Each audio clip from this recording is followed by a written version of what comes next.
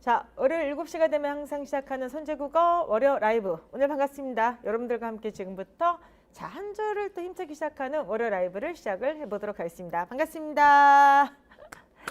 자, 일단 오늘 여러분들 지금 이렇게 보니까 뭐 문제가 어렵다 하신 분들도 계신 것 같은데, 일단 오늘 문제는 제가 항상 얘기했던 것처럼 약간 어려운 문제도 있고 쉬운 문제도 있어요. 그래서 저번에는 저희가 1일독을 좀 어렵게 하고 앞에 있는 문제들을 좀 쉽게 했다면, 오늘은 앞에 있는 문제들이 조금 시간 풀 때, 문제 풀 때 시간이 걸리고 뒤에 있는 1일 1독이 좀 쉽습니다. 그래서 오늘 한번 다양한 난도의 문제를 풀어보면서 한 주를 시작했으면 좋겠는데, 자, 일단 오늘 날씨 지금부터 오지게 추워진답니다. 지금 벌써 그 영하 지금 밖에 한 6도? 내일은 뭐 16도? 이렇게까지 내려간다고 해요. 그래서 일단 제일 중요한 거, 공부도 공부지만 제일 중요한 거는 여러분들 건강을 지키셔야 됩니다.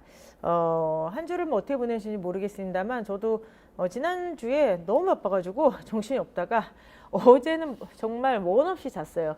저는 한번 이렇게 잠을 자면요, 정말 10시간, 12시간도 안 깨고 잘 자신이 있어요. 어디든 머리만 대면 전 자는 스타일이기 때문에 잠이 부족해. 그래서 어제 간만에 원 없이 잤는데, 여러분들도 어쨌든 주말에 간만에 조금 좀 휴식을 취했을 거라 생각합니다. 자, 이제 월요일부터 다시 힘차게 뛰어야 되니까 월요일 오늘부터 다 같이 문풀 달리기, 이어 달리기 시작한다는 생각으로 열심히 한번 해보셨으면 좋겠습니다. 자, 지금 이제 우리가 합격을 앞당기는 월요 라이브 시즌 벌써 4를 하고 있는데, 자, 이번 문풀 달리기는 결승선을 향해서 속도를 올리기예요. 제일 중요한 화두가 바로 뭐냐면은 시간 단축이거든요. 제가 이제 항상 얘기했던 거, 이제 시험은 정확도도 정확도지만 지금처럼 난도가 좀 무난하게 나오는 시험에서는 특별히 시간 관리에 힘써야 된다라고 했는데, 자, 굉장히 원칙적인 얘기를 하면서 시작하도록 하고 싶어요. 바로 뭐냐면은 시간 단축을 해서 뭐가 필요할까? 그죠. 소위 말하는 구조도 독해 방식을 좀 쓰세요. 요약하기, 반복을 통한 패턴 확인, 대비양. 그래서 요약과 패턴 확인과 대비양, 요거를 계속해서 우리가 연습하고 있는데, 특히나 요거는 뭐냐면은 장문 독해보다 중단문 독해에서 굉장히 사실은 효과적인 방식이라고 했습니다. 그러나 저희 시험에서 아직까지는 장문 독해가 나오진 않고 있지만, 이 장문 독해를 해야지만 결과적으로 시간 단축을 할 수가 있어요. 왜 그러냐? 기본적인 언어 능력이 향상되기 때문이다. 그렇기 때문에 시간 단축을 훈련은 바로 1일 1독으로 하시기 바랍니다. 실전 훈련은 말 그대로 실전답게 기출과 똑같은 이용을 하되, 그렇죠. 어떻게 보면 중장기적으로 정말 시간 단축을 원하시는 분들은 일정한 길이의 논리적인 거를 꾸준하게 읽어야만 된다. 이거 잊지 마시기 바랍니다. 자, 한 주의 시작 월요 라이브 자기 점검의 시간. 이거 뭐라고 해야 돼요? 이거는 자기 고백의 시간이라고 해야 되나요? 자, 이번에는 제가 오늘 사실 문제를 좀 쉬운 문제, 어려운 문제를 같이 배치해서 가져온 이유이기도 한데, 다양한 난이도를 풀 수 있다는 믿음, 이게 좀 있었으면 좋겠어요. 지난주에도 제가 문제를 풀 수 있다는 확신과 믿음을 가지라고 했었는데, 오늘은 하나를 더 붙였습니다. 다양한 난이도의 문제를 풀 수 있다는 믿음을 좀 가졌으면 좋겠는데, 자, 다양한 난이도의 문제를 풀 수 있다는 믿음을 한 문장으로 자기 각오 형태로 적어주세요. 자, 추첨을 통해서 두 분께 동달글 드리도록 하겠습니다. 자기 고백을 해주시기 바랍니다. 각오. 소장님 골라주세요. 나는 똑똑하다. 자, 오, 믿음보다 훈련이 필요한 듯합니다. 와우, 까르페디엠을 얘기하신 분도 있네요. 자, 소장님 누구를 하시겠습니까? 김스터디와 김스터디 기안? 아, 김스터디안님과 선재쌤으로 빙의하기 두 분께. 아, 그분이 선재쌤으로 빙의하기. 자, 김스터디안 분께 일단 동달글 한 마리를 드리도록 하겠는데요. 이분이 선재쌤께로 빙의하자고 하셨다 합니다. 제가 뽑은 거 아니에요. 네, 또 한 분 뽑아주시기 바랍니다.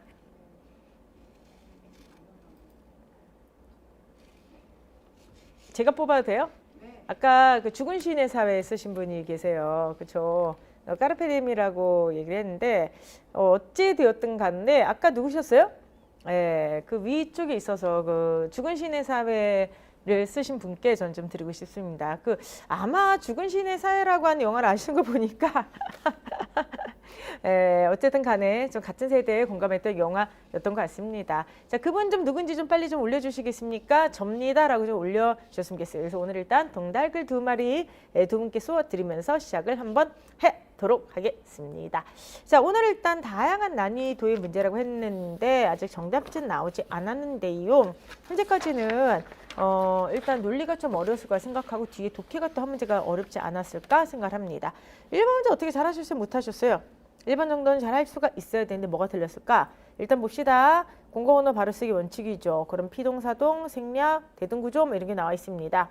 다행히 비상문이 열려져 있어. 이게 틀렸죠. 이중피동이죠. 그러면 혈육의 지다가 나와 있으니까 열려져 있어는 열려 있어를 써야만 되는 거죠. 그렇기 때문에 기억 같은 경우는요. 다시 한번 열려져 있어. 이거는 열려 있어를 써야만 된다. 따라서 X가 되겠고요. 두 번째. 환경기증성 오염물질 등은 평년 수준 또는 약간 감소한 것으로 나타났다. 이렇게 돼 있는데 또는이라고 하는 게 있죠. 근데 요거 같은 경우는 앞뒤를 보게 되면은 평년 수준 또는 약간 감소하다? 말이 안 되죠. 얘는 지금 감소하다고 얘는 평년 수준이니까 이게 일단 병렬이 맞지가 않아. 그리고 이제 내용으로 보게 되면은 평년 수준을 유지하거나 평년 수준과 비슷하거나 약간 감소하다. 그래서 하거나 이렇게 그쵸. 대응을 맞춰줘야만 됩니다. 세 번째, 방문 발급 시 한 통에 대한 발급 수수료는 20장까지는 기본 수수료를 적용하고 한 통이 20장을 초과하는 때에는 여러분 아직 초과하지 않았어. 그러면 이거는 초과할이라고 써야 되겠죠. 근데 이거는 초과한 오히려 과거형으로 썼기 때문에 여기가 틀렸죠. 자, 다시 한번 20장까지는 기본 수수료를 적용하는데 한 통이 20장을 초과할 때부터 차라리 이거는 미래형이니까 초과할 때는 이라고 해야 되고요. 때부터라고 써도 더 예쁠 것 같다. 그러니까 그때부터는 이런 말로. 그러니까 상관이 없어요. 근데 어쨌든 간에 시작에 틀렸다는 걸 알 수가 있을 겁니다. 그리고 마지막에 각 부서에서는 감염 확산 방지를 위한 적절한 조치를 취한 후 바로 인사과에 알려주세요. 뭐를? 이것을 바로 아니면 바로 인사과 이것을. 어쨌든 간에 목적어가 좀 빠져 있죠. 그렇기 때문에 이를 넣어줘야 되겠죠. 따라서 올바르게 고치 못한 것은 답 몇 번이 되겠습니까? 2번이 되겠습니다. 되십니까? 오케이.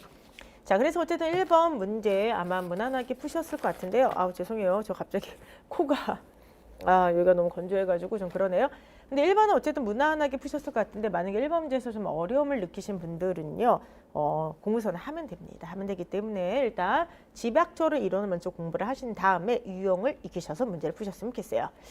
자, 오늘 논리 문제가 좀 어렵지 않았나요? 논리 문제 어때요? 제가 볼 때는 논리 문제 뭐 2번이나 아이고 여기 좀 약간 좀 저게 되네요. 3번이 좀 둘 다 쉽지는 않았을 문제 같습니다. 2번은 매일 국어에서 제가 가져온 문제고요. 그리고 3번은 사실 정답률이 낮게 나온 이유가 있어요. 제가 왜 그런지 설명을 드리도록 하겠습니다. 아니 오늘 논리 문제 어려운 게 맞는데 어머나 어려우시다는 분도 있고요. 괜찮다는 괜찮다는 의견도 있는데요. 지금부터 한번 제가 풀어드리도록 하겠습니다. 먼저 2번부터 한번 해볼게요. 자, 반드시 책자가 배포된 곳을 모두 고르라고 했죠. 1번 한번 해보도록 하겠습니다. 부산과 여수 중 어느 곳에도 배포하지 않으면이야. 그럼 한국어로 생각해봐. 부산과 여수 중에서 어느 곳, 어떤 곳에도 배포하지 않는다. 그럼 부산에도 배포하지 않고 여수에도 배포하지 않겠죠. 따라서 1번은 부산에도 배포하지 않고 여수에도 배포하지 않는다. 어머나 이게 좀 많이 흔들립니다. 자, 그래서 이제 자꾸 할게요. 자, 배포하지 않으면은 전주에 배포를 합니다. 여기 좀 많이 좀 흔들리네요. 자, 일단 오늘은 수업하겠습니다. 자, 전주에 배포한다 이렇게 돼 있죠. 2번은 뭐냐 하면은 전주에는 배포하지 않는다 이렇게 나와 있어요. 그렇죠? 그래서 3번은 이제 뭐냐 하면 서울에 배포하지 않으면 전주에 배포한다. 그리고 네 번째 서울이나 전주에 부산에 배포하지만 그쵸? 이 만은 바로 뭐예요? 그럼 연원이죠? 부산에 배포하면 서울에는 배포하지 않는다. 자, 이게 있어요. 좀 느껴지신 거 없나요? 일단 첫 번째부터 한번 써보도록 할게요. 부산과 여수 중 어떤 곳에도 배포하지 않으면 여기도 안 되고 여기도 안 되면 전주에 배포하는데 전주에 배포하지 않죠. 서울에 배포하지 않으면 전주에 배포하는데 마지막에 이거 한번 읽어보세요. 서울이나 부산에 배포한다. 근데 부산에 배포하면 서울에 배포하지 않고 역으로 그러면 대우죠. 서울에 배포하면 뭐가 안 돼? 부산에 배포하지 않죠. 그럼 뭘 얘기하는 거지? 서울이나 부산의 둘 중에 하나는 배포하는데 하나에 배포하면 다른데 난하고 하나에 배포하면 다른데 안해. 둘 다 배포하진 않는다 이런 뜻이네요. 그럼 얘가 바로 베타라고 해석할 수가 있습니다. 잘하네 지금. 되게 잘하시네요. 그래서 여러분들 아직 베타가 저희 쪽 시험에 나오지 않아가지고 처음엔 사실 되게 거부감이 좀 심했어요. 아니 인혁초가 지금까지 출제하지 않은 베타적 선언을 왜 공부합니까? 라고 했는데 거의 지금 거의 베타 귀신들 됐어요. 지금 베타 베째라고 보여지네요. 그쵸? 그래서 베타 난리가 났습니다. 그래서 이건 바로 베타적 선언이죠.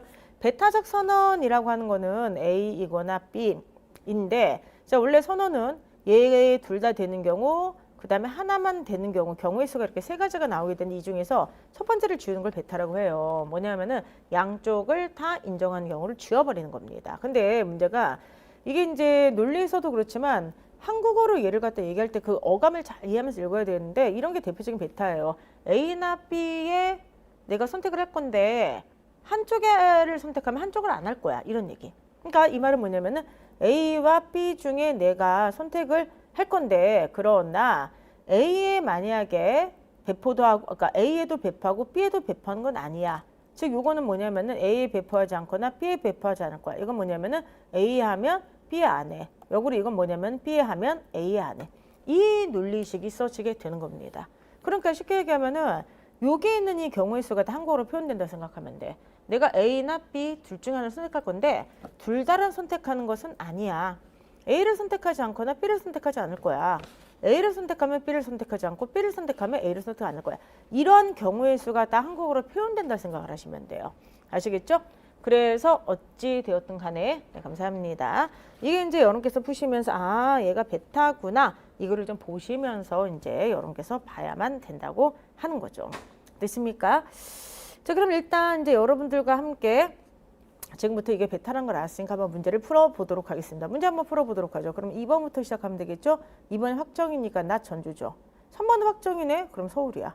웬일이야. 그치? 그 다음에 요걸 한번 보도록 하세요. 요걸 보도록 하면은 전주를 만약에 낮 전주라고 되면 낮 전주 여기 있죠? 대우 인정이 되죠? 그럼 얘가 대우를 통해서 다 부정이 돼야 되니까 부산이거나 여수다. 이렇게 이제 되는 것입니다. 됐습니까 여러분들? 그러면은 자 다시 한번 보도록 하죠.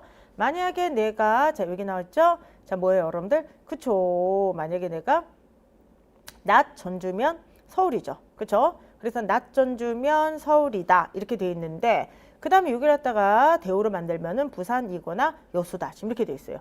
자, 그런데 마지막 4번 때문에 확정이 또 하나가 됩니다. 왜냐면 서울이거나 부산을 선택을 하게 되는데 베타죠. 둘 다 선택하지는 않는다는 거잖아. 그런데 이미 우리에게는 서울을 선택했죠. 그럼 뭐를 선택하지 않아야 돼? 부산을 선택하지 않아야 돼요. 됐습니까? 그럼 낮 전주, 서울, 낮 부산이죠. 그러면은 여기서 선언지를 제거할 수 있죠.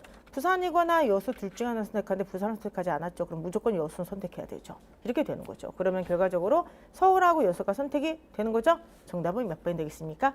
2번이 되겠습니다. 됐습니까 여러분들? 그렇게 보시기 바랍니다. 어떻게 잘 푸셨어요?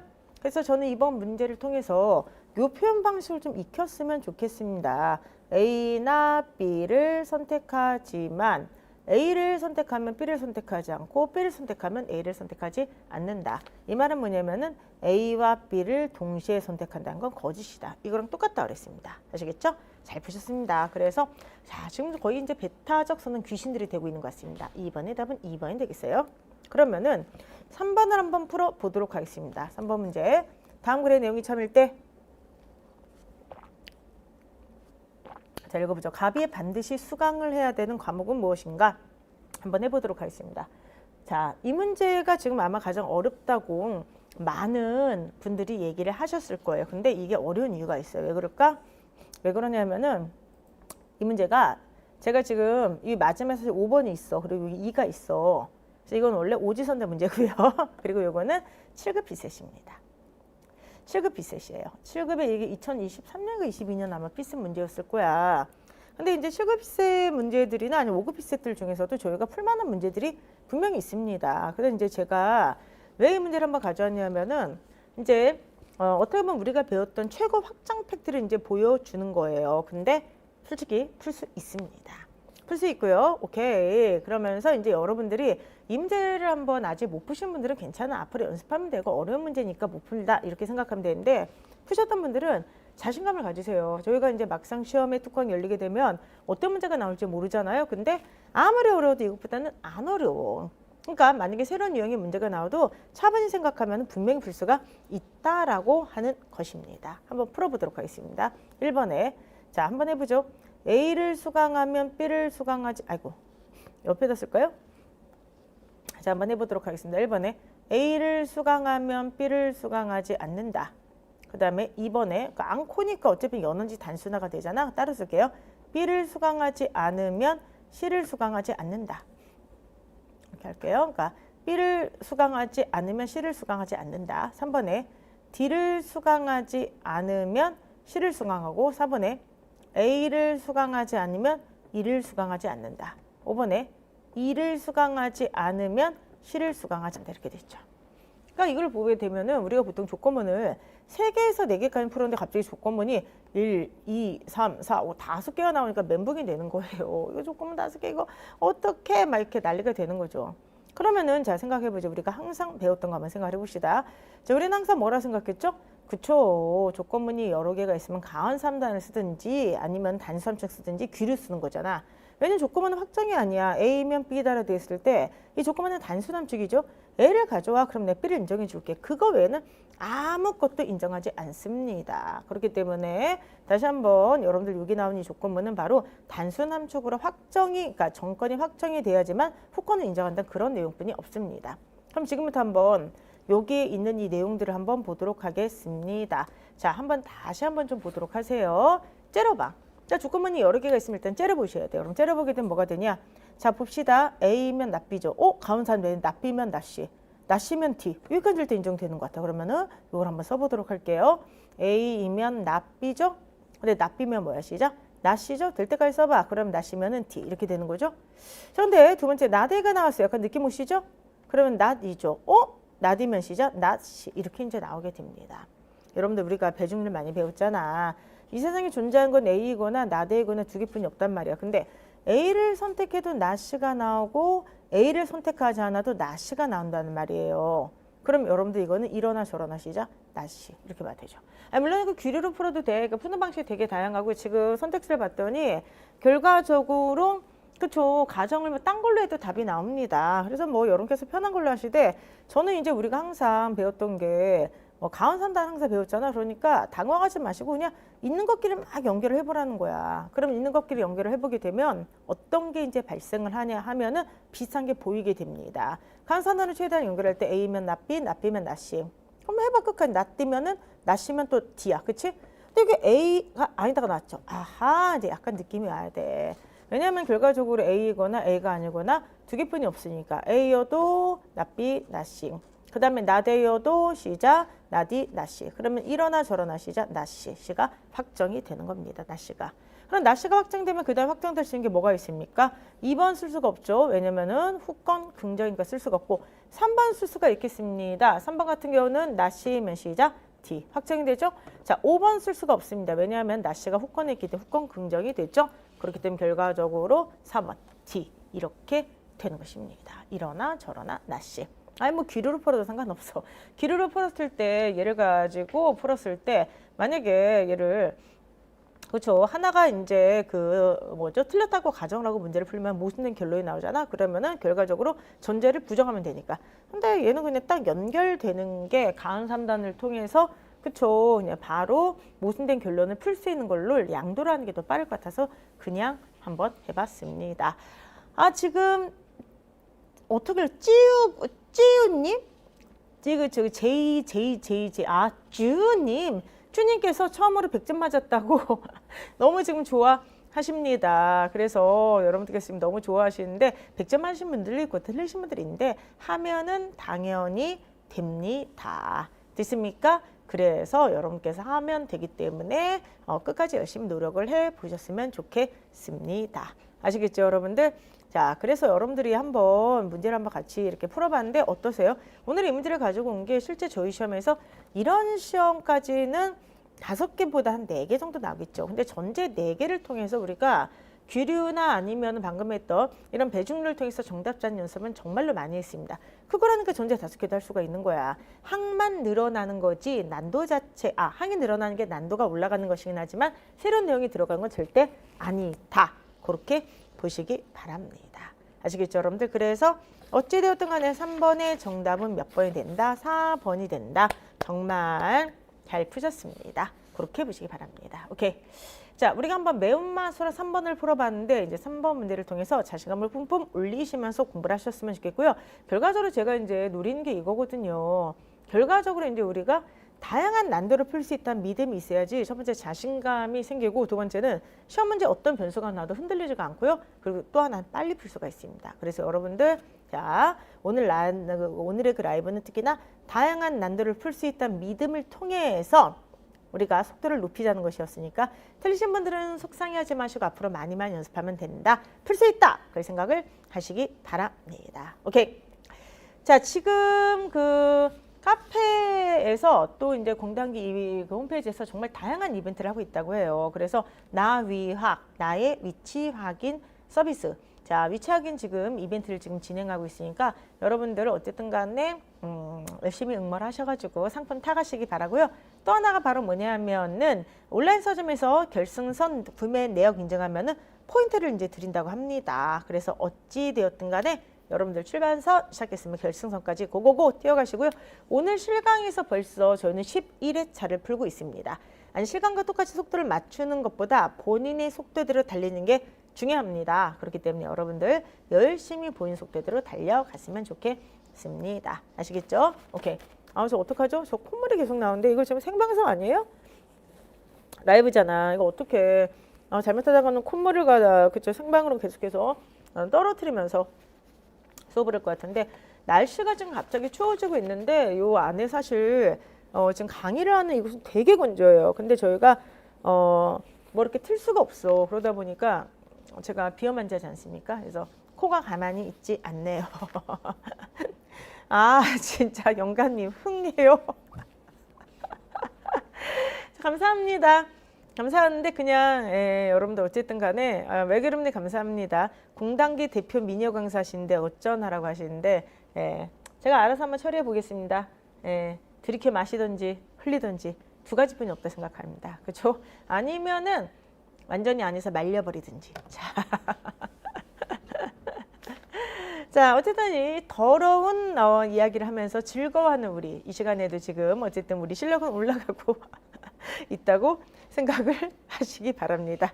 흥하는 게 가장 좋다라고 하는데 저는 공단기 대표 미녀 강사이기 때문에 공개적으로 흥할 수는 없고요. 킁킁 풀 수는 없고요. 조용히 말리든지 조용히 들이마시도록 하겠습니다. 자, 그럼 지금부터 한번 여러분들과 함께 4번 문제 한번 풀어보도록 하겠는데요. 4번 문제는 제가 조금 조심하라고 하는 게 있어요. 그래서 그것 때문에 시간이 어떻게 걸렸는지를 좀 보도록 합시다. 자, 이 문제는 매일국어 4에 이제 실릴 문제가 되겠는데요. 언어적 분류에는 두 가지 종류가 있다. 하나는 유형적 분류이고 하나는 유전적 분류이다. 그럼 얘가 대비항이든 비교항이든 나오겠죠. 유형적 분류는 자, 언어적 현상을 기반으로 언어를 구별하는 것인데 예를 들어서 중국어를 고리버라고 얘기합니다. 근데 고리버는 단어 하나가 하나의 형태성 경우가 많다. 하나의 단어가 많은 형태소로 이루어져 있고 그 경계가 불분명한 언어도 있다라고 이야기를 하고 있습니다. 이런 언어를 굴절어라고 한다. 그러니까 이거를 읽을 때 보통은 여기서 뭔가 이렇게 쉼표나 휴지를 주거든요. 근데 얘는 그냥 여기서 바로 이렇게 되는 거야. 그래서 여기를 잘 끊어서 읽어야 돼. 그치? 그리고 또 하나 이거를 읽을 때 조심하실 게 있어요. 어쨌든 간에 중국어는 고리버인데 고리버는 단어 하나의 형태소다. 그럼 봐봐. 하나의 형태소다인 경우가 많다. 그다음에 하나의 단어가 많은 형태로 이루어져 있다. 경계 불면 여기서 이렇게 끊어야 돼. 이렇게. 됐습니까? 이런 어를 굴절어가 한다. 굴절어가 나오게 됩니다. 그러면서 라틴어나 독일어가 여기에 해당한다. 교착어는 또 갑자기 또 경계가 없어. 그냥 갑자기 교착어야. 하나의 단어가 여러 개의 개별적 형태소로 이루어진 언어인데 터키어가 바로 교착어다. 이렇게 돼 있어요. 그러니까 여러분들 어떠셨어요? 지금 민 선생님께서 뭐라 쓰셨냐면은 4번이 정말 시간을 많이 잡아먹는 그런 지문이었다고 하는데 왜 이 지문이 시간을 잡아먹고 많은 분들이 한 2번 정도 읽으셨을 거예요. 그런데 그 이유가 뭐냐면 보통은 자 굴절어, 그러니까 고리버, 굴절어 교차구가 있다고 할 때 얘가 뭔가 이렇게 등위적으로 병렬적으로 연결이 된다는 신호를 줘요. 첫째, 둘째, 셋째, 하나, 둘, 셋, A, 이한 달리 B, 이한 달리 C 이렇게 주거든요. 근데 얘는 그냥 막 써. 근데 그렇다고 해서 문장이 뭐 이상하거나 틀린 것도 아니야. 그치? 그렇기 때문에 읽으실 때 여러분께서 반드시 끊어서 읽으시면서 내용을 정리를 해 나가야만 됩니다. 됐습니까? 자, 계속 한번 읽어보도록 하겠습니다. 근데 유전적 분류가 있죠? 언어의, 그러니까 이런 유형적 분류는 정보를, 역사적 근거를 얻을 수가 없는데 유전적 분류는 언어의 기원과 관련해서 언어를 연결하는 시도에서 난 분류법인데 관련 언어들을 하나의 어조 간의 어파와 그 아래 언어들과 상호 관련이 있는지를 비교하는 것이다. 예를 들면 이렇게 돼 있어요. 근데 잘 보세요. 로망스어파 안에는 프랑스어와 이탈리아가 있고 인도 유럽 안에는 게르망 어파와 그러니까 로망스 어파 포함된다. 또 이게 또 사람을 헷갈리게 해. 그래서 이 지문이 짧은데 조금 어렵다기보다도 약간 시간이 걸린다. 두세 번 읽는 이유가 첫 번째는 자 배열이 어디서 끊어 읽어야 될지를 좀 모르게 그렇게 쭉 연결해서 썼다는 게 하나가 있고요. 두 번째 뭐냐면은 보통 우리가 이렇게 쓰잖아. 큰 거나 범위가 넓은 거를 위에다 쓰고 나머지를 점점 세세하게 이렇게 쪼개서 가는데 이거를 그렇게 쓰지 않았어요. 뭐라고 하냐면 예를 들어 로망스 어파가 있어요. 근데 로망스 어파 안에 프랑스어와 이탈리아어가 있고요. 인도, 유럽 어족 안에 그렇죠? 자, 게르만어파, 로망스어파가 있어. 그러니까 이거 어떻게 되냐면은 이렇게 세부 항목을 쓴 다음에 이탈리아어가 있고 다시 그걸 올라가서 어떻게 했냐면은 게르만어파, 로망스어파. 그러니까 게르만과 로망스어파가 다시 어디에 들어간다? 인도, 유럽 어족 안에 들어간다. 이렇게 지금 쓰고 있어요. 분류가 왔다 갔다 해요. 그러니까 어떻게 돼 있어요? 읽을 때 시간이 당연히 걸리게 되는 겁니다. 됐습니까 여러분들? 그래서 다시 한번 보세요. 이 부분 잘 읽어야셔야 돼요 여러분들. 자, 인도 유럽에는 로망스와 게르만. 로망스에는 뭐가 있다? 프랑스, 이탈리아. 자, 한번 해보도록 하겠습니다. 그래서 이제 1번에서 좀 많이 걸리신 분들이 계실 거예요. 다음 글에서 추론할 수 있는 내용으로 옳지 않은 것은이죠. 4번에 보게 되면은 이탈리아와 게르만 어판 인도 유럽 어족에 속한다. 이렇게 돼 있죠. 얼핏 보면 이게 분류가 막 다른 것 같아. 근데 아니잖아. 인도 유럽 어족 안에 로망스와 게르만, 로망스 안에 프랑스와 이탈리아. 그러니까 이탈리아와 게르만, 인도 유럽 어족 안에 속하는 게 맞게 되는 거죠. 요게 이제 함정이에요. 됐습니까? 이제는 당연히 맞게 되죠. 그 다음에 고리버와 교차구를 구분하는 기준은 특별한 언어 현상에 기반한다. 여기 위에 뭐라 되냐면은 특별한 언어적 현상을 기반으로 구별하는 거 유형적 분류라고 유형적 분류 안에 고리범, 굴절어, 교차구가 있으니까 얘는 바로 유형적 분류가 되는 거죠. 그럼 얘는 맞습니다. 세 번째 굴절어는 하나의 단어를 이루는 여러 형태소들을 구별하기 용이하다. 하나의 단어를 이루는 여러 형태소를 구별하기 용이하다고 했는데 굴절은 뭐라 되어 있냐면은 자 보세요. 하나의 단어가 많은 형태소로 이루어졌는데 이게 경계가 불분명하다 돼 있어. 그러니까 굴절어가 한 단어 안에 다양한 형태소가 있는 건 맞는데 형태소 간에 경계가 불분명하다고 되어 있지. 그리고 교차구는 자 뭐라 되어 있어요? 여러 개 형태소인데 얘가 잘 구별이 된다 되어 있죠. 그러니까 결과적으로 하나의 단어를 이룬 여러 형태소를 구별하기 용이한 것은 굴절은 적어도 아니죠. 여기를 보면은 경계가 불분명하니까 얘는 사실 교차구예요. 그렇기 때문에 어쨌든 답은 3번이 되겠죠. 언어에 대한 역사적 정보를 얻기 위해서는 유형은 안 되죠. 유전적 분류가 효과적이다. 그렇기 때문에 정답은 3번이 되겠습니다. 됐습니까? 오케이. 4번 문제는 그래서 지문 자체의 난도가 높다기보다 시간이 걸린다. 그런데 우리가 이제 이러한 지문을 우리가 복습할 땐 어떻게 해야만 되는가? 지문은 정말 다양하게 나올 수 있죠. 제가 흔히 뭐라고 하냐면 글은 살아있는 생명체와 같다고 하는데 이 글을 읽을 때 만약에 본인 시간이 걸렸으면은 다음에 이런 비슷한 지문이 나올 때 시간이 안 걸리면 되는 거야. 그러니까 그게 감이에요. 근데 그 감을 형성하기 위해서는 그쵸. 일단 다양한 글을 읽어보는 것도 중요한데 만약에 자신이 어려움을 느끼거나 잘 못 풀었던 문제가 있으면 다시 한번 복습하는 게 필요합니다. 그래서 이렇게 끊어읽기가 표시 안 된 지문도 있구나. 첫 번째. 그리고 두 번째는 뭐냐 하면은 보통은 그쵸. 일반에서 구체, 구체에서 더 구체로 가든가 아예 구체에서 일반, 여기서 더 일반 이렇게 가서 글이 약간 이렇게 분류가 나면 피라미드형으로 갈 때가 당연히 맞잖아요. 하나에서 여러 개를 계속 쪼개든지 반대로 가든지 이렇게 피라미드형으로 가야 되는데 이 글처럼 그냥 자기 쓰고 싶은 대로 쓴 글도 있다. 그러니까 이런 거는 분류를 잘 해야만 된다. 아시겠죠 여러분들? 분류를 잘해야 되기 때문에 다시 한번 여기 다시 한번 읽는 거 꼼꼼하게 보도록 하세요. 로망스 어판에 프랑스와 이탈리아 있고 끊으시고 인도 유럽 안에 유럽 어적 안에 게르만 어파, 로망스 어파 포함된다니까 요렇게 분류표를 만들어야 된다. 알겠습니까? 이런 것들 꼼꼼하게 보시기 바랍니다. 됐습니까, 여러분들? 오케이, 그렇게 보시기 바랍니다. 오케이. 이렇게 외계름님 뭐라고 하냐면은 이렇게 개념 많이 나올 땐 설명 하나 끝날 때마다 해당된 선지 하나씩 확인하면서 읽는데 아니요.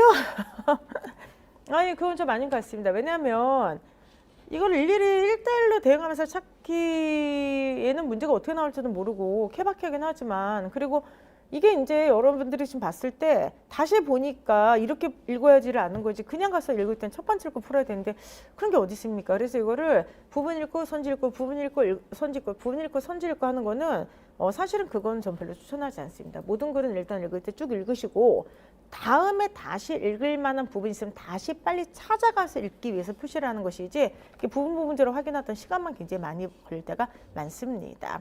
아시겠죠? 그래서 여러분들께서 어찌 되었든 저는 글 전체를 좀 장악한 다음에 선지를 읽고 그 다음에 부분적으로 확인하는 내용은 부분적으로 가는 게 낫다고 생각하는 사람이기 때문에 제 방식을 좀 추천을 해드리도록 하겠습니다. 아시겠죠? 그렇게 보시기 바랍니다. 오케이. 잠깐만요. 아우 나 지금 눈도 저기다. 눈이 왜 갑자기 막 아플까?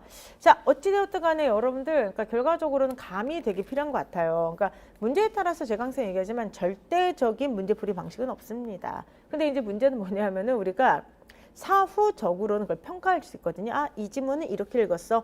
이 지문은 저렇게 읽는 게 더 좋아라고 사후적으로 평가할 수 있는데 시험장에 막상 가면은 우리가 그럴 시간이 없어. 그냥 저는 항상 얘기를 하는 게 특히나 저희같이 중단문이 나오는 시험은 일정한 방식으로 읽는 게 좋아요. 일정한 방식으로 읽고 그 다음에 여러분들께서 약간 감이 오면 그 감이 오는 부분만 따로 이렇게 하는 게 좋지 않을까 생각을 합니다. 아시겠죠? 네. 자, 그래서 어찌되었든 간에 다양한 방식으로 읽는데 모든 독해 방식은 절대적인 것이 없어요. 그리고 모든 독해방 중에서 최선의 것은 이거다 이런 것도 없습니다. 그래서 그런 걸 적절히 좋아해서 문제마다 맞춰 나와서 푸는 게 감이니까 많은 문제를 푸시면서 그 감을 익히시기 바랍니다. 오케이?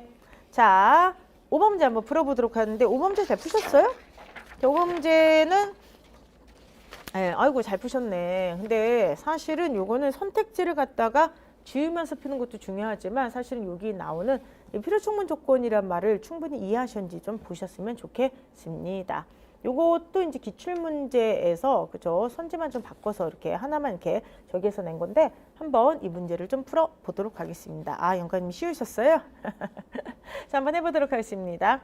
다음 글에 대한 이해로 적절하지 않은 것은 정신에 대한 전통적인 설명에 따르면 인간의 육체는 비물질적 실체는 영혼으로 가득 차 있고 영혼이 때때로는 유령이나 귀신의 모습으로 나타난다. 그런데 이론은 극복할 수는 없는 문제에 부딪힌다.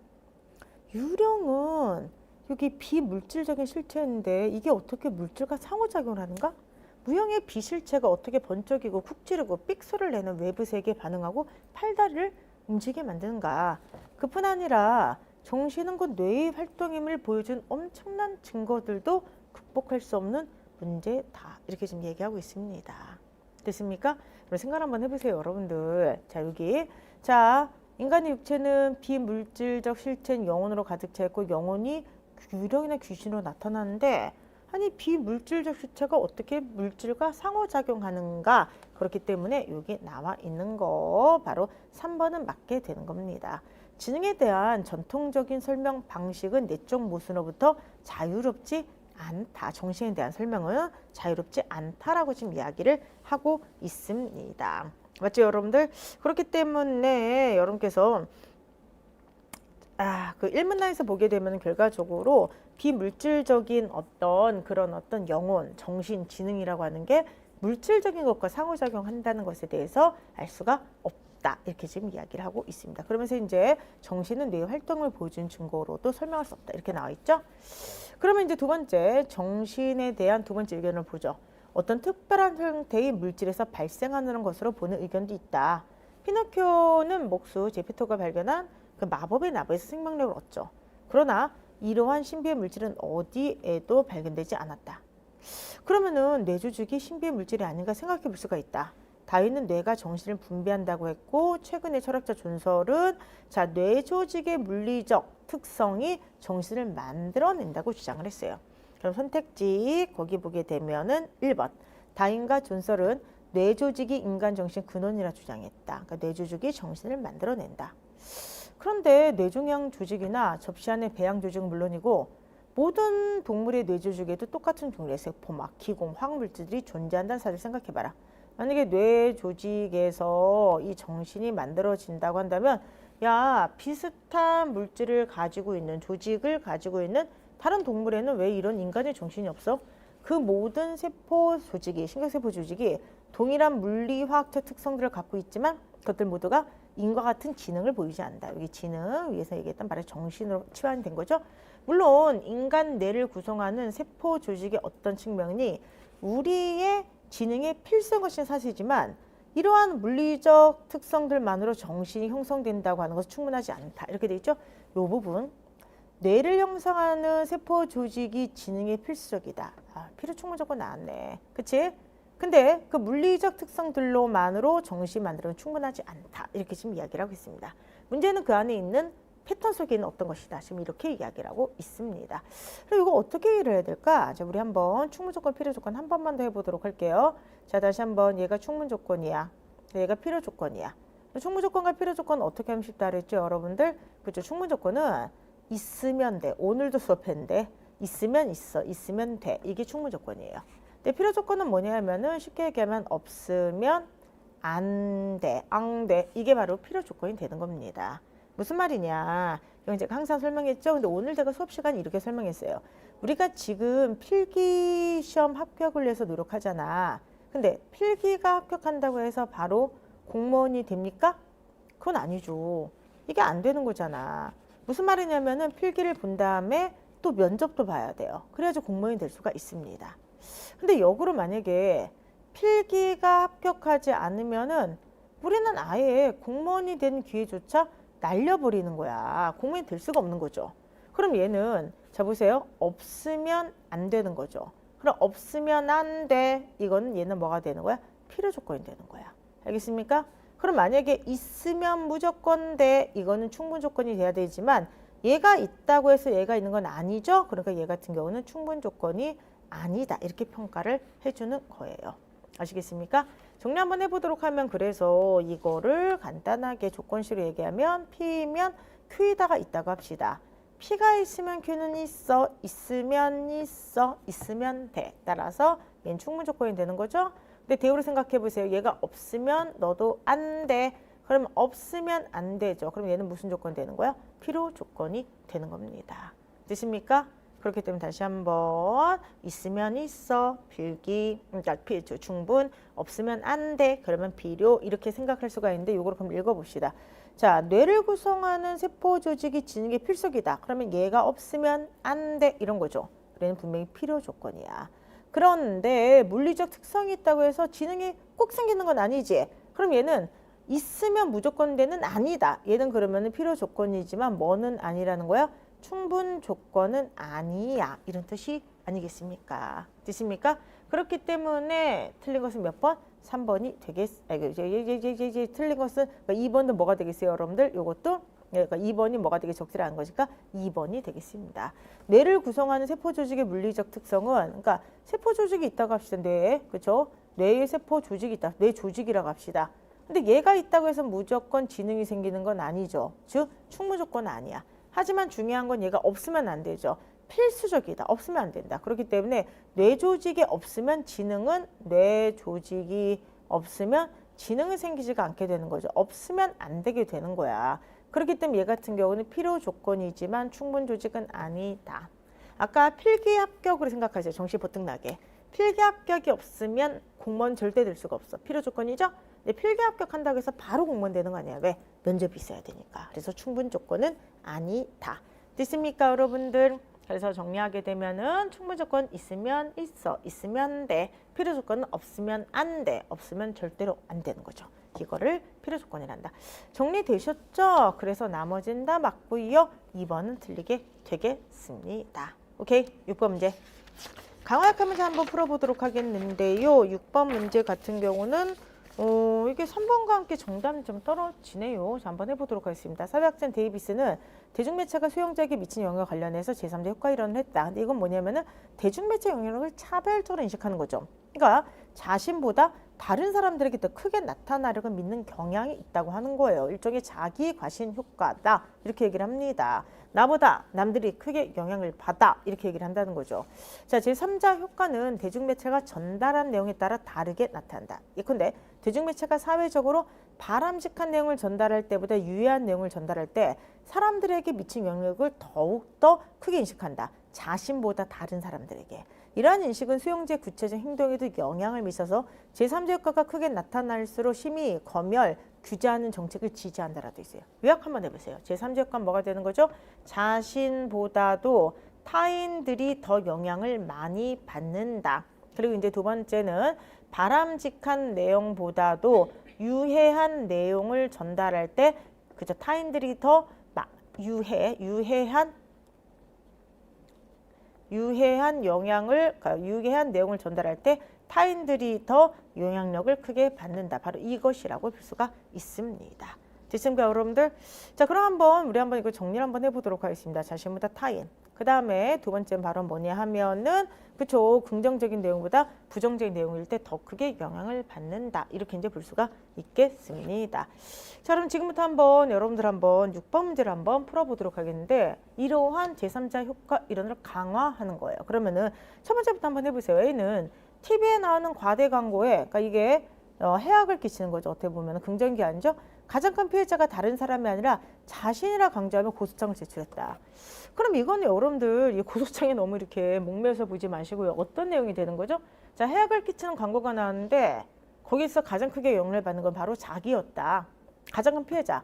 그러니까 해악을 끼치는 광고에 가장 큰 피해자가 가장 많이 영향을 받는 게 나 자신이다라고 강조했다고 하는 거죠. 근데 이 글의 내용은 뭐가 되는 거죠? 이 글의 내용은 제3자 효과라고 하면 말 그대로 제3자, 내가 아니라 타인의 영향을 더 받고, 두 번째는 긍정적인 것보다 유해한 내용을 더 받는다. 소등 강화는 아니네. 됐습니까? 그래서 여러분들 요거 같은 경우는 강화는 아니다. 강화는 아니죠. 그쵸?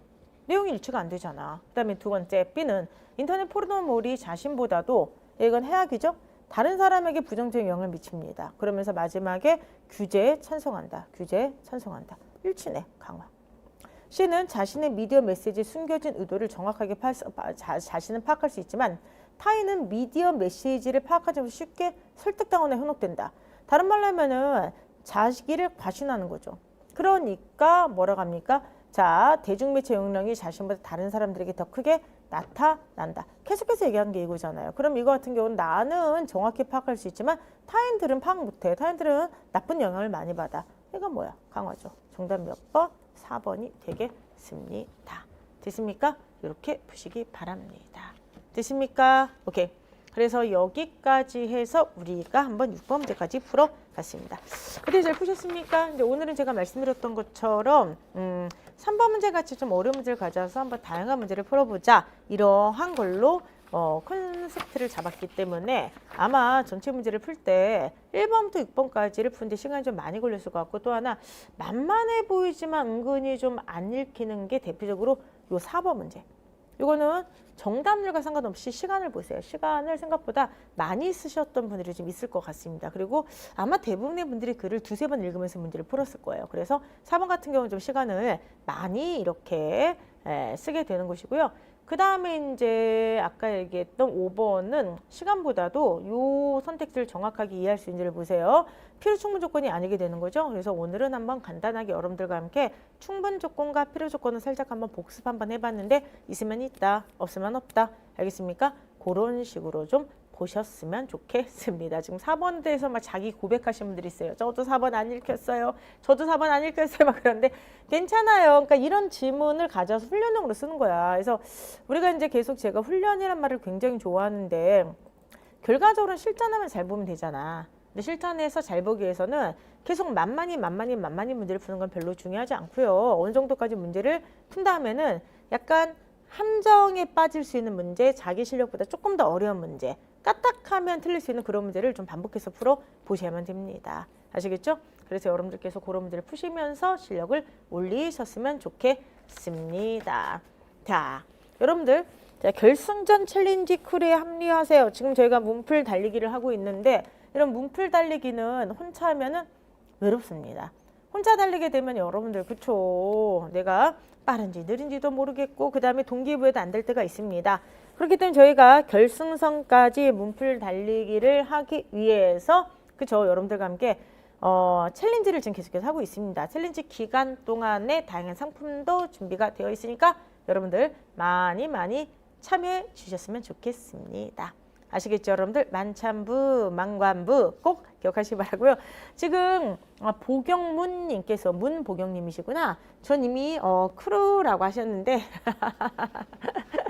감사합니다. 근데 그나저나 저는 언제쯤 되면 이렇게 좀 달리기도 좋아하고 운동도 좋아할까요? 제 주변에 요즘 친구들이 정말 그 달리기 러닝 정말로 많이 하고 있더라고요. 그래서 와, 그 뭐 대회도 나가고 막 이런다는데 저보고 계속 같이 하재.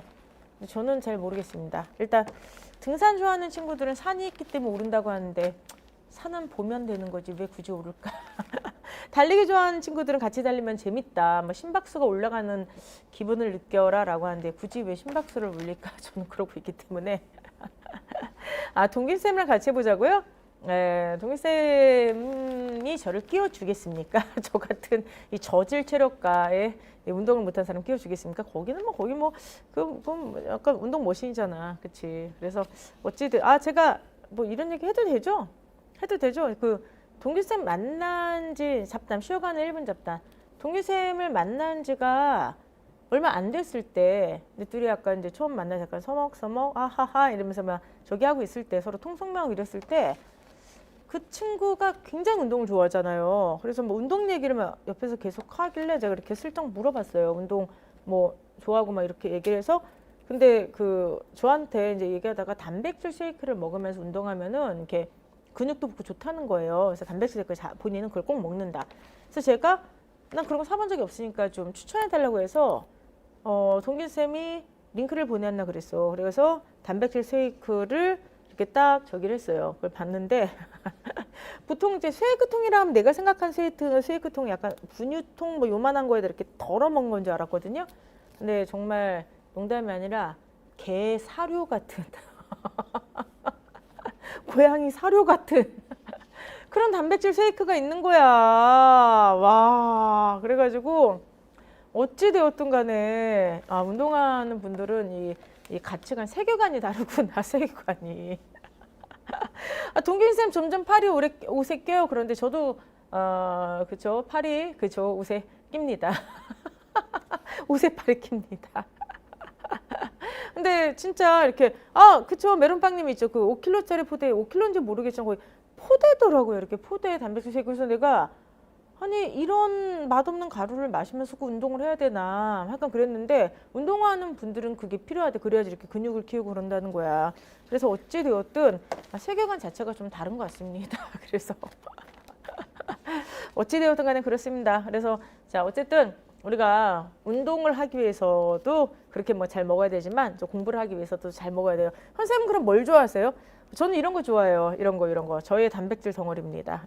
저는 이렇게 커피. 저는 약간 이렇게 몸에 좋은 거 먹으면은 약간 몸은 좋아지는데 기분은 안 좋아져. 그래서 저는 몸에 나쁜 거 좋아해요. 이렇게 커피 이런 거 좋아합니다. 그래서 어찌 되었든 커피를 좀 줄이려고 노력하는데 지금 안 되고 있어요. 자, 어찌 됐든 간에 지금부터 이제 여러분들과 함께 일일 떡으로 이제 들어가도록 하겠습니다. 아니 잡담하니까 왜 이렇게 좋아하세요? 잡담하니까 진짜 지금 긴장해서 공부할 때 잡담할 때입니까? 막 이런 분들은 한 명도 없고요. 지금 난리 났어요 지금. 싸다김밥, 싸다김밥 좋아해요.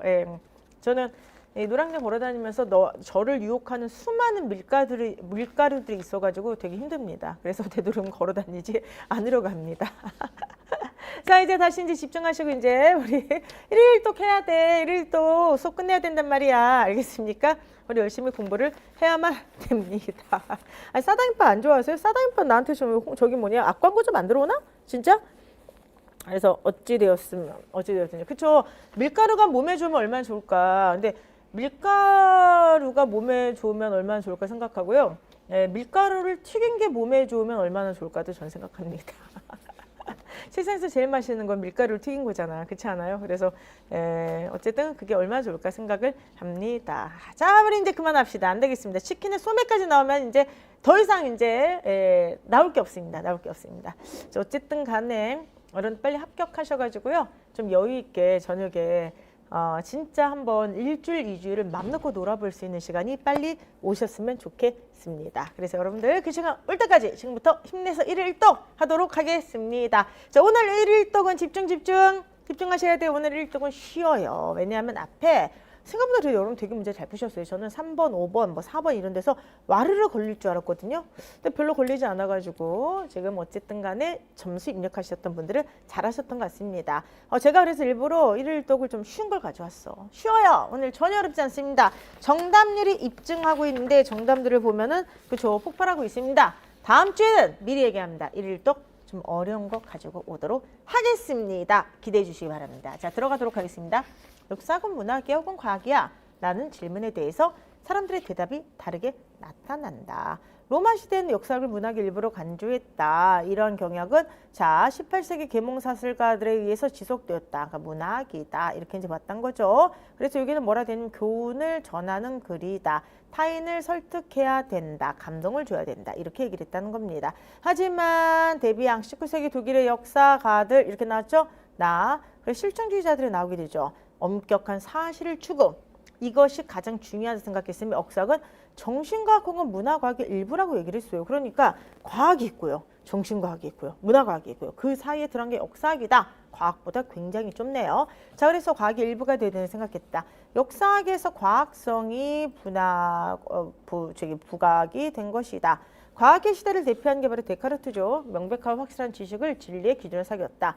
그러면서 데카르트는 역사서술은 과거의 기억에 의존하며 역사가가 자신의 민족이나 조상과를 과장하는 경향을 지적하면서 역사학의 신비성은 부족하다고 생각했다. 그러면서 과학의 담론을 추구하는 일이죠. 그래서 자, 감명과 교훈을 준 일 제쳐야 된다라고 얘기하게 되었습니다. 그래서 여기는 낫 교훈, 낫 감명이 이렇게 되겠죠. 그래서 일단 여기서 좀 대비가 되고 있죠. 역사학은 문학 같은 거죠. 그렇기 때문에 문학의 일부이기 때문에 교훈, 설득, 감명이 중요한데 나는 아니다. 과학이 부각이 되면서 교훈을 빼버리게 된 거죠. 교훈, 감명 이런 것을 빼게 된 겁니다. 자, 그러나 역사의 문학성을 강조하는 사람들은 과학성을 지나치게 강조할 경우 역사학 자체가 지식을 위한 지식을 주관 학문으로 전락할 수가 있다. 감동을 통해서 사람들 대중들에게 교훈을 전달하는 일은 역사학의 본래부터 중요한 대중적 기능인데 역사학이 과학화된 이후, 전 19세기 이후에 역사학은 대중들과 멀어져 학자들만을 위한 향연이 되었다고 얘기하는 것입니다. 그래서 자, 문학성을 되찾아서 원래의 소유자, 대중들에게 되돌려 주자고 하는 것입니다. 그러면은 다시 한번 봅시다. 첫 번째는 문학성을 강조. 두 번째 문학성을 소거하고 과학성을 강조. 근데 과학성만 강조하니까 역사학이 본래 가지고 있던 게 사라지게 되었다는 거죠. 모든 학문이 그렇듯이 역사학도 시대상을 반영한다. 그렇다면은 오늘날은 어떠한 성격의 역사학을 견지해야만 되는가? 그러면서 이제 뭐라 되냐면은 여기 나와 있죠, 여러분들. 그렇죠? 단순히 감동만을 주도록 해서도 안 되고 객관적인 사실만 나열해서 안 된다. 그래서 결과적으로 마지막에는 바로 뭐냐 하면은 과학성을 유지를 하되 그다음에 어떻게 돼 있어요? 그쵸? 문학성을 같이 넣어서 고유한 정체성 가질 수 있도록 해야 된다라고 돼 있어요. 그 이유를 서술하고 있는데요. 바로 뭐냐면은 역사학의 근거는 과학성이 있지만 과학성만 주장을 할 수는 없다. 왜? 역사가의 주관성이 있기 때문에. 됐습니까? 그래서 여기 마지막에 결국이 나와 있죠. 역사기술에 내재되어 있는 문학성과 과학성을 동시에 인정하자. 이런 결론이 나오게 되는 겁니다. 뭐 어렵지 않았을 것 같아요, 여러분들. 그쵸? 자, 그리고 특히나 여러분들 거기 그 오른쪽 날개 도케 포인트 잠깐 보시겠어요? 여기 지금 오른쪽 날개 도케 포인트가 없는데 결과적으로 처음에 문학이냐, 과학이냐, 문학성이냐, 과학성이냐라고 하다가 마지막에 문학성과 과학성을 동시에 인정해서 새로운 정체성, 정체성을 만들자. 그래서 고유의 정체성을 가져야 된다. 이렇게 얘기하죠. 그럼 이런 걸 바로 우리가 뭐라고 해요? 그렇죠. 김수진님 얘기하셨는데 변증법적 전개 방식이라고 합니다. 그러니까 아시겠지만 변증법을 뭐 철학에서는 되게 이제 심오하게 이제 얘기를 하고 철학적 논의 조금 다르겠지만 그래서 그냥 이렇게 생각하세요. 서로 모순되는 게 있는데 사실은 이게 중간을 약간 이렇게 섞어 놓는 것은 사실 변적법은 아닌데 그냥 글 전개에서는 A와 B가 서로 간에 모순된 성격이 있었을 때 이거를 통합해서 제3의 어떤 새로운 의견을 제시한다. 이런 통합의 과정으로서 글을 쓰고 있으면 대부분 변증법적이라고 이야기를 합니다. 그래서 변증법적인 전개 방식이 돋보이는 글이었다. 전혀 어렵지 않죠. 7번 문제 한번 해보도록 하겠습니다. 이 글에서 추론한 내용으로 가장 적절한 것은 무엇인가? 이렇게 돼 있죠. 그럼 첫 번째. 로마 시대 사람들이 문학보다 역사를 더 중시했다는 내용은 안 나오죠. 그렇죠. 문학의 그 범주로서 역사를 생각했다는 거죠. 그리고 두 번째, 19세기 이후 역사학은 과학을 갖다가 중시하게 됐죠. 과학성을. 그러자 대중과의 접점을 잃었죠.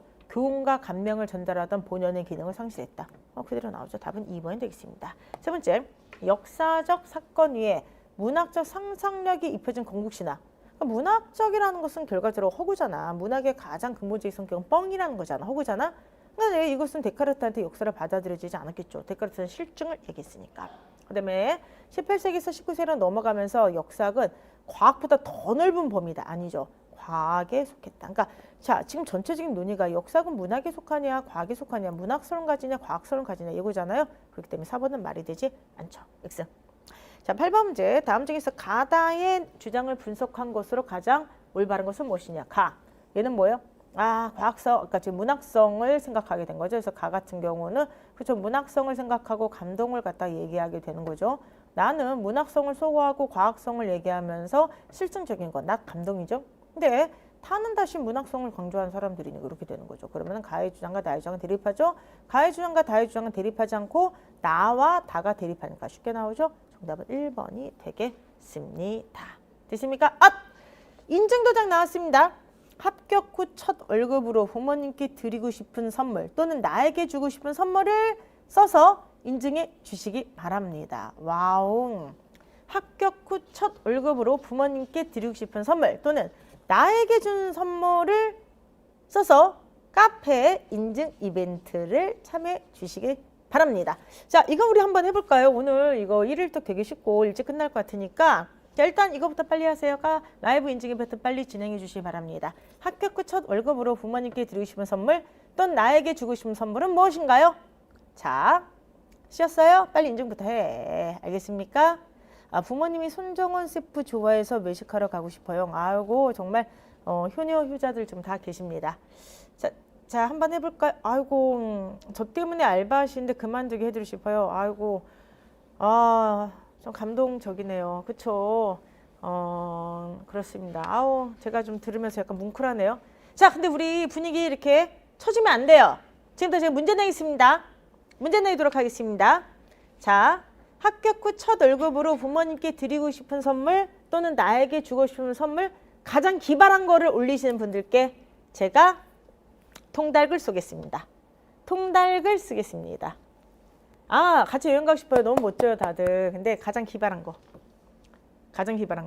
쓰신 분들께 용돈 현금 100만 원 건저기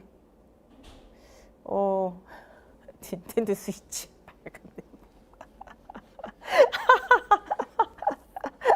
오케이. 자, 힙파티클님 맞나요? 안 보여서 손주 저분께 통닭을 드리도록 하겠습니다. 와, 지금 보시면은 읽으면서 어머머 웬일이야. 너무 좋은 거 많다. 지금 부모님과 같이 여행 가기, 부모님과 함께 식사하기 여러 가지가 있고요. 토끼 영양제도 있고요. 손재쌤 밥 사드리기. 아빠가 판소리 하시는데 한 번 맞춰드리고 싶어요. 이런 것도 있고 너무 사실 좀 따끈따끈하고 몽글몽글한 사연들이 너무나도 많습니다. 근데 사실 이거는 답이 없기 때문에 여러분들 오늘 잠깐 1분이라도 이걸 생각하시면서 행복한 꿈을 좀 꾸셨으면 좋겠는데 가장 기발한 거 올리셨던 분, 자, 합격 후 첫 월급으로 부모님께 해드리고 싶은 선물, 그러니까 부모님께 해드리고 싶은 선물로 손주 이분께 제가 기발상을 드리도록 하겠습니다. 전 이거 보자마자 뭐 생각하는지 아세요? 뭐 생각했는지 아세요? 여러분 뭐라고 할 것 같아. 합격 후 첫 월급으로 부모님께 드리고 싶은 선물. 이거 저기예요, 여러분들. 이거 저기야. 그러니까 합격 후 첫 월급이 아니라 부모님께 드리고 싶은 선물. 농담이야, 농담. 예, 부모님께 그죠? 마이너스 통장을 드리는 거죠. 채워달라고. 자, 어찌 되었든 그냥 웃으러 가는 소리입니다. 그렇죠? 그래서 월급 드리고 마이너스 통장 같이 드리고, 그러니까 이게 그대로 내 통장으로 이렇게 들어갈 수 있도록. 자, 그래서 어쨌든 간에 자, 오늘 여러분들과 함께 잠깐 동안 아니 그러니까 첫 월급을 선물로 드리고 부모님 감격하실 때 마이너스 통장 같이 이렇게 드리면 요게 그대로 이렇게 엎어지는 거라고요. 그렇습니다. 불효 실천 중이라고 하는데 그렇죠? 아 근데 어쨌든 간에 여러분들이 그 합격한 다음에 부인한테 주고 싶은 선물 약간 닌텐도도 나오고요. 그다음에 부모님께 드리고 싶은 선물로 뭐 식사 여행권 이런 게 이제 많이 나왔는데 어찌 되었든 간에 여러분들 잠깐이라도 지금 우리가 합격을 생각하면 행복한 꿈을 정말 꿨으면 좋겠어요. 집 가서 보고서는 제가 살아있는 마통이라고 하는데 괜찮아요. 좀 이따가 합격한 뒤에 마통이 다 채워질 겁니다. 우리 힘든 시간을 좋은 생각하면서 또 웃긴 생각하면서 즐겁게 그쵸 지나갔으면 좋겠습니다. 자, 9번 문제 들어가도록 하겠습니다. 이 글의 논지에 대한 평가를 가장 적절한 것은 역사가 임무가 과거를 있는 그대로 보여주는 것이라면 이 글의 논지는 강화된다. 자, 이거는 왜 안 되죠? 있는 그대로 보여준다라는 것은 19세기 실증주의자들의 얘기죠. 그러니까 이 글의 논지는 아니죠. 과학 없는 역사는 맹목적이고 문학 없는 역사는 공허하다. 과학이 없어서도 안 되고 문학이 없어서도 안 된다. 그럼 결과적으로 둘 다 있어야 된다는 것이니까 결과적으로 이 글의 논지가 일치가 되는 거죠. 그렇기 때문에 답은 2번이 되겠습니다. 프랑스 혁명에 대한 마르크스주의 역사학자와 자유주의 역사학자의 해석이 상이하죠. 그러니까 마지막에 보면 역사를 해석할 때 주관적으로 다 이렇게 해석한다고 했잖아. 그치? 그래서 주관성이 강하게 작용하고 있다라고 되어 있기 때문에 이거는 그쵸. 윗글의 내용과 일치하기 때문에 약화가 아니라 강화가 되겠죠. 세상의 무수한 사실 중에서 어떤 사실을 기록할지 결정한 것 자체가 역사가의 주관이 개입된 것이 다 이렇게 돼 있어요. 그러면은 결과적으로 주관성이 개입됐다고 했으니까 이거는 일치가 되니까 뭐가 되겠어요? 강화가 되겠습니다. 됐습니까? 따라서 9번의 답은 몇 번이 되겠습니까? 2번이 되겠습니다. 10번 문제. 기억과 리을 중에서 문맥상 의미가 나머지와 다른 걸 한번 찾아보도록 할게요. 감동을 통해 사람들에게 교훈을 전달하는 것 대중들이죠? 대중들이죠? 학자들이 아니고 대중들이죠. 그렇기 때문에 정답 몇 번? 3번이 나오겠습니다. 자, 어떻게 오늘 이제 여러분들과 함께 1일 1독은 그렇게 어렵게 풀지 않고 좀 재미있는 어떤 지문을 좀 난도가 그래도 좀 그죠 낮은 지문을 빠르게 읽는 연습을 한번 가져왔습니다. 오늘은 사실은 앞쪽에 있었던 문제 있죠. 앞쪽에 있었던 문제가 좀 많이 어려웠던 문제라고 볼 수가 있습니다. 그런데 그 어려웠던 문제들을 여러분께서 잘 풀어내신 것을 보니까 제가 되게 이제 좀 뿌듯한 느낌도 들고요. 아직 좀 문제를 좀 못 풀거나 속도가 좀 안 나거나 자꾸만 실수만 하신 분들도 괜찮아요. 이 굉장히 중요한 게 시간 단축 훈련인데 시간 단축을 하기 위해서는 일정 정도의 또 시간이 필요합니다. 그래서 여러분들 시간을 이렇게 축적해서 양이 질로 전화되는 경험을 양질 전화의 경험을 여러분께서 좀 하셨으면 좋겠어요. 그리고 이제 오늘 이제 중간에 이제 여러분들과 재미있는 깜짝 이벤트를 한번 해봤는데 합격한 다음에 부모님께 드리고 싶은 첫 선물 그리고 합격한 다음에 나에게 준 첫 선물이 무엇일까? 요 질문을 했을 때 너무나도 많은 분들이 정말 뭐 쉬기, 휴식, 여행, 그 다음에 부모님과 식사하기 이런 걸 많이 이렇게 넣으셨어요. 올려주셨는데 저희가 이제 굉장히 사실 고단한 일정을 보내고 있잖아요. 고단한 일정을 보내고 있고 저도 항상 잠이 모자라요. 잠이 모자라는데 원래도 잠이 안 돼. 잠을 제대로 못 자니까. 근데 여러분들이 합격한 날을 꿈꾸며 그리고 여러분들이 합격한 다음에 자신 변화된 인생을 좀 꿈꾸면서 합격한 다음에 내가 이렇게 살겠다. 나한테 첫 번째 선물 이렇게 주겠다. 생각하면서 약간의 이렇게 어떻게 보면은 그 이완하는 시간을 가져보는 것도 굉장히 좋을 것 같습니다. 저도 이제 오늘은 집에 가서 잠잘 때 여러분들이 합격해서 너무나도 행복하게 지내실 그 기간을 생각하면서 좀 편하게 잠을 청하도록 하겠습니다. 여러분 월요일 시간이요. 저는 단순히 이렇게 문제만 풀고 점수만 체크하는 게 아니라 한 주를 돌아보고 또 한 주의 계획을 새롭게 세우는 자기 다짐의 시간이 됐으면 좋겠어요. 그래서 자 지난 한 주 동안 내가 무엇을 했는가 그리고 이번 한 주에 무엇을 해야 될 것인가를 다시 한번 계획을 세우시고요. 그 다음에 꼭 기억하셔야 될 거 저희들의 달리기는 결승선이 있다. 반드시 끝난 지점이 있다는 걸 생각하시고 그리고 반드시 끝난 지점에서 내가 행복하게 웃고 있을 것이다. 낙관적 확신을 가지시면서 열심히 공부를 하시기 바랍니다. 양질 전화 잊지 마세요. 일단 양이 쌓여야지만 질로 전화될 수가 있다. 그리고 시간 단축을 위해서는 어느 정도 난도가 있는 문제를 꾸준히 풀어야만 된다. 잊지 마시면서 한 주 동안 열심히 연습하시기 바랍니다. 그럼 저희는요, 다음 주에 더 좋은 문제로 여러분들과 함께 힘차게 만나도록 하겠습니다. 저희 다음 주 월요일 날 또 뵙도록 해요. 안녕.